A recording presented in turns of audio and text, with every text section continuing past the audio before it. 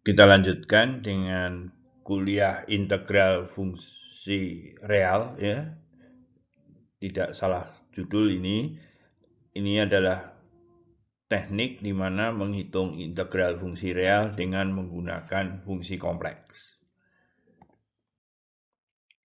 Nah, yang akan kita hitung di sini adalah integral dengan bentuk dari 0 sampai 2pi. Fungsi f-nya itu bisa rasional ya, yang terdiri dari cos theta, sin theta.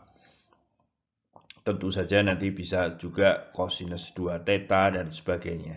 Ya, jadi, tetapi karena cos 2 theta bisa ditulis seperti ini, maka secara ini sudah menyatakan bentuk umum dari integral yang akan kita hitung. Nah, sebagai contoh, kita akan menghitung integral d theta per 2 cos theta. Ya. Nah, contoh yang lain adalah seperti ini, ya, jadi kombinasi. Nah, kalau kita mau menghitung itu, kita akan melakukannya menghitung di situ. Oke.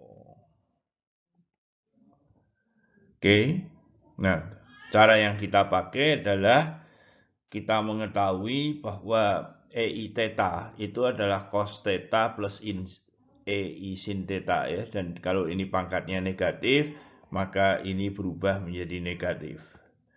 Nah, dengan demikian kita bisa mencari nilai dari cos theta ini dan sin theta yang bentuknya adalah seperti ini. Untuk cos theta setengah EI theta plus ya, min EI theta. Sedangkan sin theta itu adalah minus dan perhatikan ada faktor 2i di bagian bawah ini.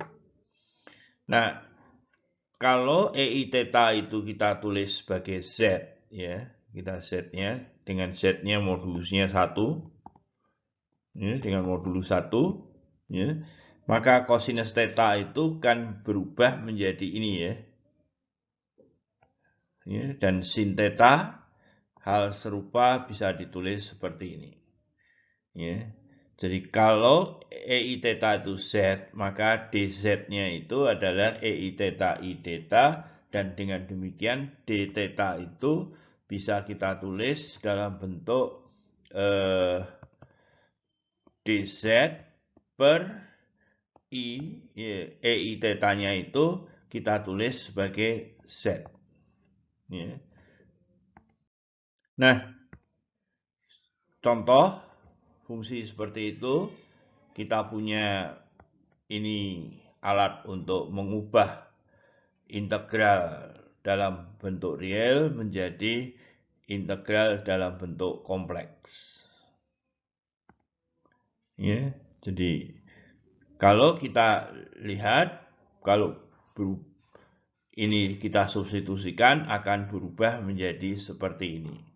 Nah, bagian bawah ini dapat dituliskan dalam bentuk ini, dan jika ini sama dengan 0, maka kita lihat bahwa kita ingat tadi Z-nya itu harus di titik jari-jari 1 ya.